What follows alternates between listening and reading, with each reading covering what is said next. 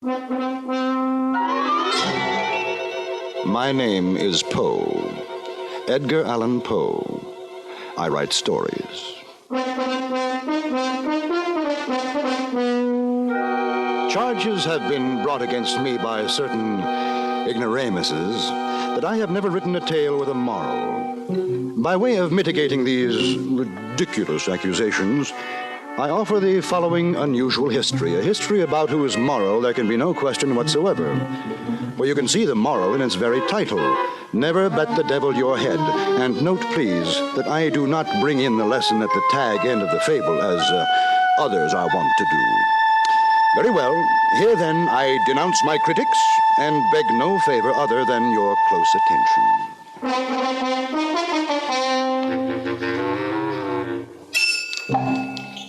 From Hollywood, the CBS Radio Workshop, dedicated to man's imagination, the theater of the mind.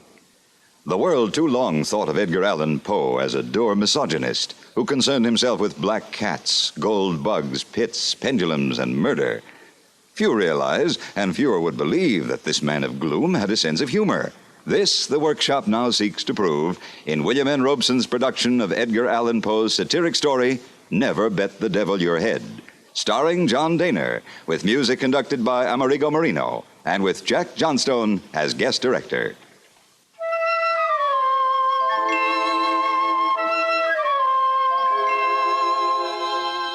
It is not my design to vituperate my deceased friend, Toby Dammit. He was a sad dog, it is true, and a dog's death it was that he died.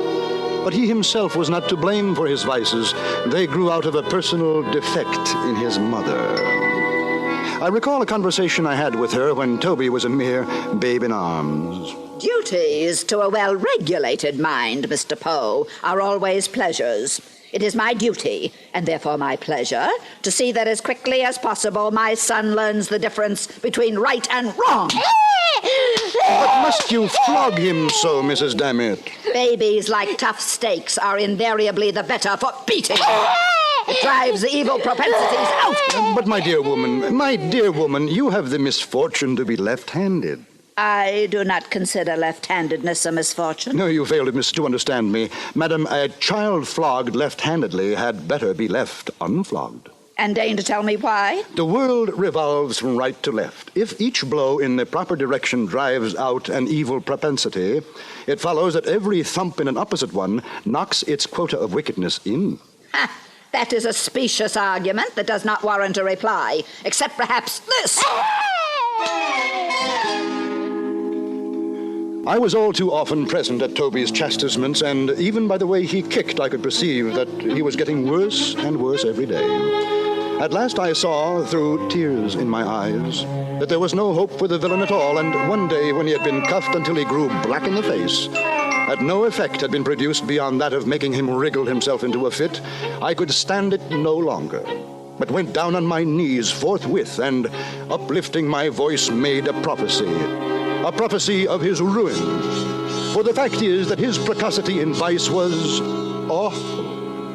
At 5 months of age, he got into such passions that he was unable to articulate. At 6 months, I caught him gnawing at a pack of playing cards. At 7 months, he was in the constant habit of catching and kissing female babies. At 8 months, he peremptorily refused to put his signature to the temperance pledge. No. Thus he went on, increasing in iniquity month after month, year after year, until in his youth... Mama, it is my desire to wear mustaches, and furthermore, I'll bet I can grow them. By the bell, book, and candle, by Job's comforter, I'll bet I can.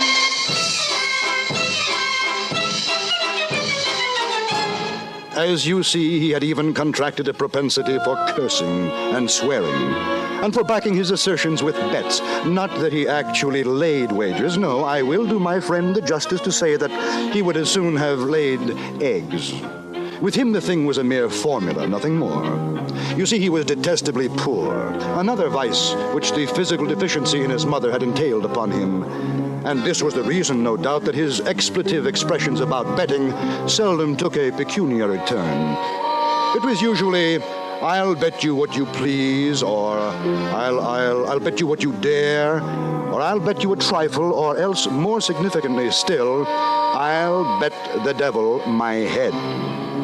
At all events, through this most ungentlemanly practice, the ruin which I predicted for Toby Dammit overtook him at last. For indeed the fashion had grown with his growth and strengthened with his strength, to the point that when he finally came to be a man, he could hardly utter a sentence without interlarding it with a proposition to gamble. Devil me, Mr. Poe. It is and remains my contention that these United States shall serve as an arrow to the target of liberty. My wager on that, sir. I'll bet you what you please. Toby, this habit of yours is an immoral one, and I feel constrained to tell you so. Pish-posh, Mr. Poe. It is vulgar. I beg you to believe me. Twaddle. It is discountenanced by society. I say nothing but the truth. Tush! Gambling has been forbidden by an act of Congress. I entreat you, I implore you. Utter foolishness. Then, by heaven, I shall have to knock some sense into you.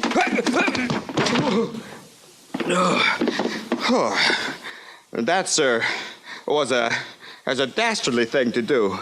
Should you venture to try such an experiment again, I shall necessarily return in kind, and you will rue the result. I'll bet the devil my head you will.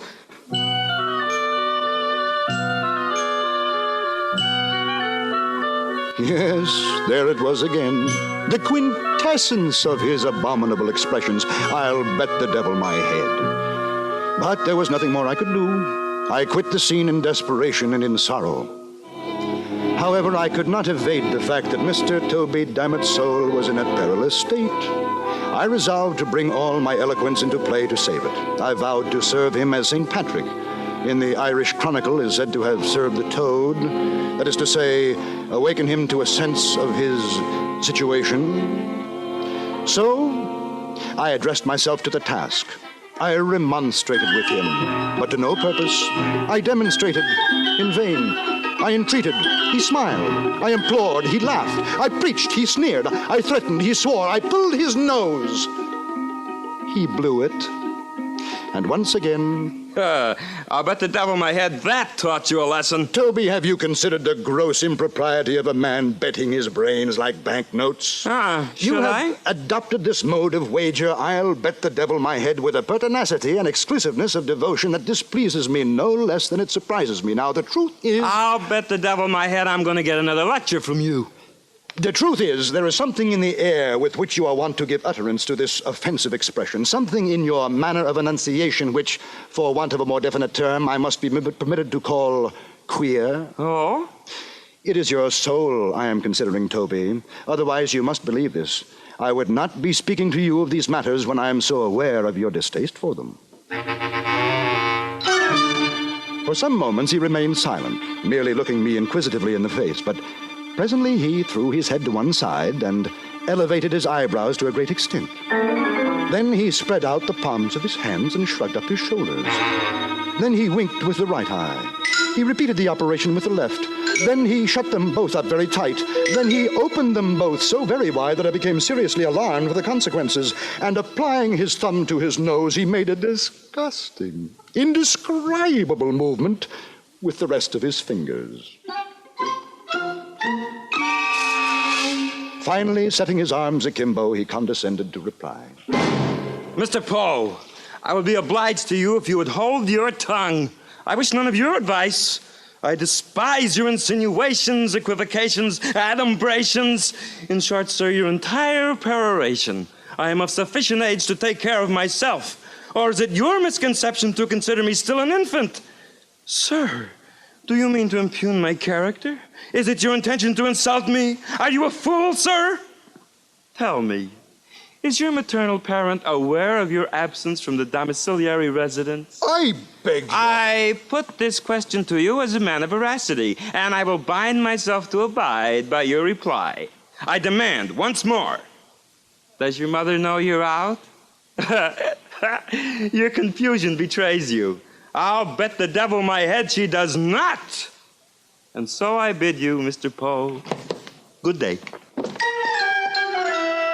He left my presence in quite undignified haste. It were well for him that he did so. My anger had been aroused. For once, I would have taken him up on his insulting wager, bet the devil my head indeed.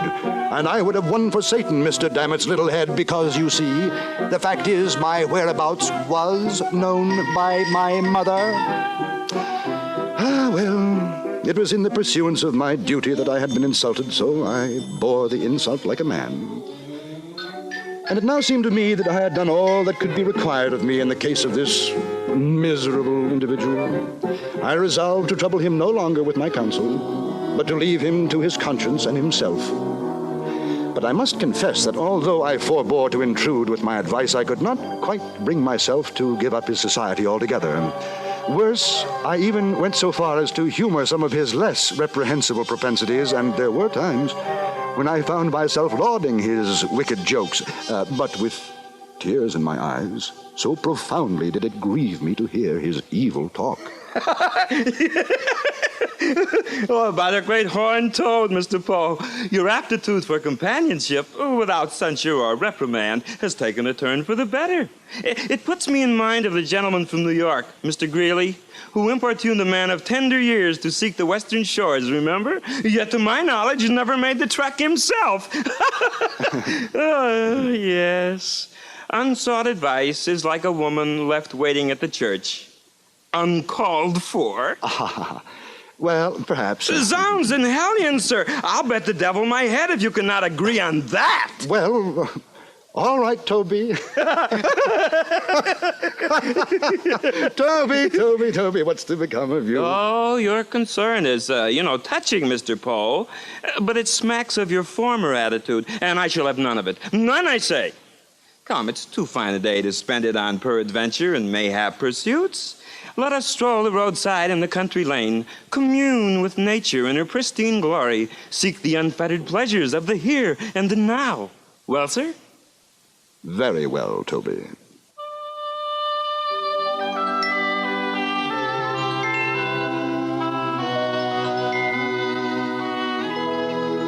Thus it was that we strolled out together, arm in arm, our route leading us in the direction of a river. Ah, there, Mr. Poe. You see? Beyond the stream, that field of fluorescence. Would not the Roman goddess herself exclaim over its perfection? It is beautiful. Beautiful? Well, by the sons of Saul, your words make a beggary of faultless grandeur. My friend, your jaundiced eye requires closer appraisal, and your stopped-up nose a clearer whiff. But it's only a field of trees and flowers. I can see it very well from here. Stuff and nonsense. If you possessed a wit of perspicacity, that same jaundiced eye would indicate a covered bridge within a stone's throw. We shall cross it, go beyond it, and wander lonely as a cloud, to steal a phrase from one of the English greats. Come now. The bridge was roofed over by way of protection from the weather, and the archway, having but few windows, was thus uncomfortably dark and echoed resoundingly. As we entered the passage, the contrast between the external glare and the interior gloom struck heavily upon my spirits. Not so upon those of the happy Dammit, who offered to bet the devil his head that I was hipped. He seemed to be in unusual good humor. He was excessively lively, so much so that I entertained I know not what of uneasy suspicion. A certain species of austere Merry Andrewism seemed to beset my friend, and caused him to make quite a tomfool of himself.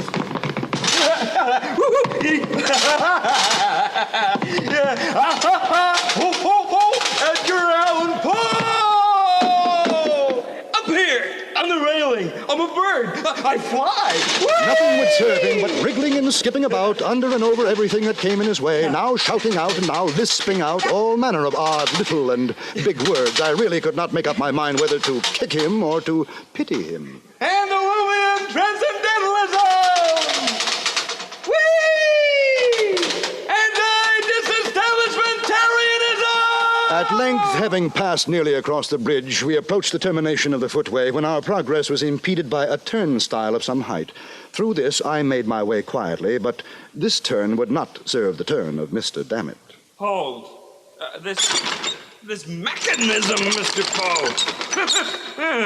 Are we cattle to be impeded in this manner? It's merely a turnstile. I passed through it without It's any... merely a turnstile. Well, me, I defy it. How can you defy an inanimate object? By leaping over it?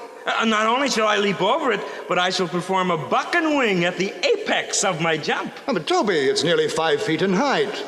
A bagatelle. Oh, you're a braggadocio. You cannot do it, and you know you can't. No? I'll bet the devil my head I can. You hear me? I'll bet the devil my head. I was about to reply, notwithstanding my previous resolution, with some remonstrance against his impiety, when suddenly I heard, close at my elbow, a slight cough, which sounded very much like the ejaculation... Ahem. I started and looked about me in surprise.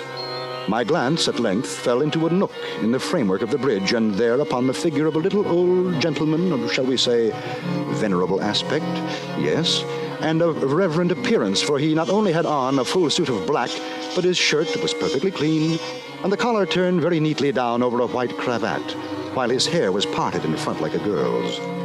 His hands were clasped pensively together over his stomach, and his 2 eyes were carefully rolled up into the top of his head. Upon observing him more closely, I perceived that he wore a black silk apron over his small clothes, and this was a thing which I thought very odd. Before I had time to make any remark, however, upon so singular a circumstance, he interrupted me. Ahem. To this second observation, I was not immediately prepared to reply. The fact is, remarks of this laconic nature are nearly unanswerable. I am not ashamed to say, therefore, that I turned to Mr. Toby Dammit for assistance. Dammit, what are you about? Don't you hear? The gentleman says, ahem. I looked sternly at my friend while I thus addressed him, for, to say the truth, I felt particularly puzzled. And when a man is particularly puzzled, he must knit his brows and look savage, else he looks like a fool. Toby, damn it! Although this sounded very much like an oath, believe me, nothing was further from my thoughts. Damn it! The gentleman says ahem! I do not attempt to defend my remark on the score of profundity. I did not think it profound myself, but I have noticed that the effect of our speeches is not always proportionate to their importance in our own eyes. But if I had knocked Toby on the head with the turnstile itself, he could hardly have been more discomfited than when I addressed him with those simple words. You don't say so. Are you quite sure he said that? Well, at all events, I'm for it now, and may as well put a bold face upon the matter. Here goes, then. Strangely, the little old gentleman seemed pleased. God only knows why.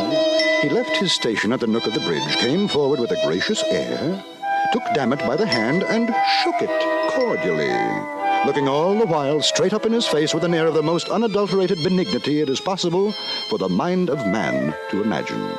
Finally, he spoke. Well, Toby Dammit. That's right, good sir. And what think you of my assertion and my wager?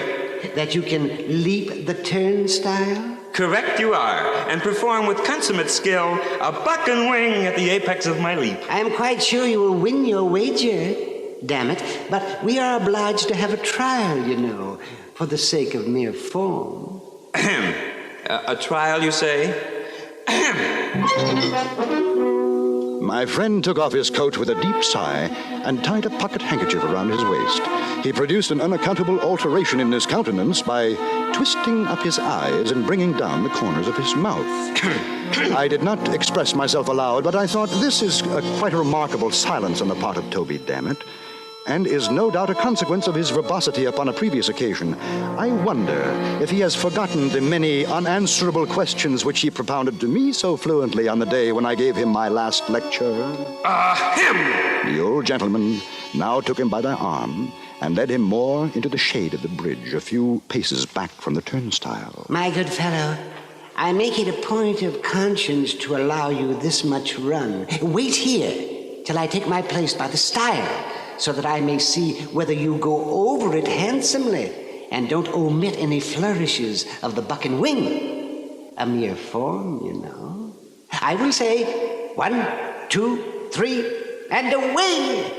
And mind you start at the word away. The little gentleman stood there a moment, looking quietly at Toby as though appraising him. Then he turned, walked away, and took his position by the stile. Again he paused a moment, as if in profound reflection, then looked up and smiled very slightly, tightened the strings of his apron, and took a long, long look at Dammit. I thought to myself, what right has the old gentleman to make any other gentleman jump? Who is he? If he asks me to jump, I won't do it, and that's flat, and I don't care who the devil he is.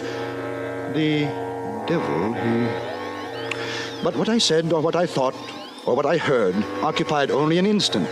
The black-suited little man gave the word as agreed upon. 1, 2, 3, and away! I saw Toby run nimbly and spring grandly from the floor of the bridge, cutting the most awful flourishes with his legs as he went up. I saw him high in the air, buck and winging it to admiration.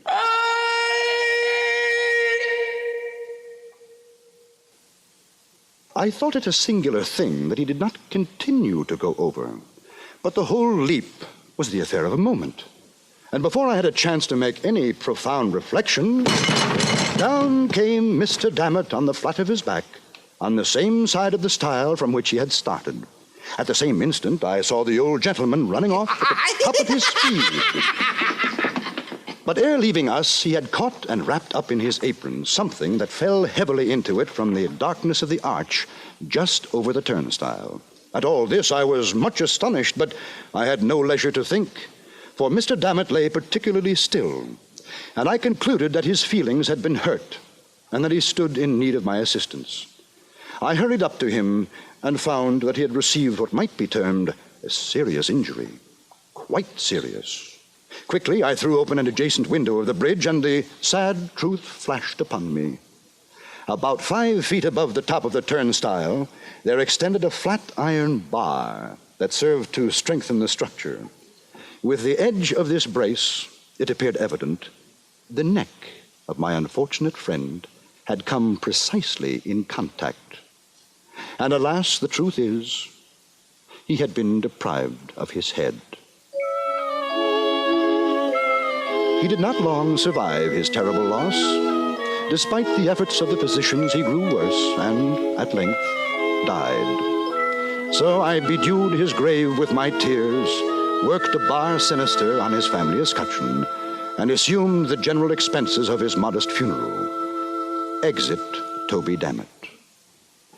Toby Dammit, a lesson to all riotous livers, and proof absolute of my initial assertion that every tale should have, must have, does have a moral.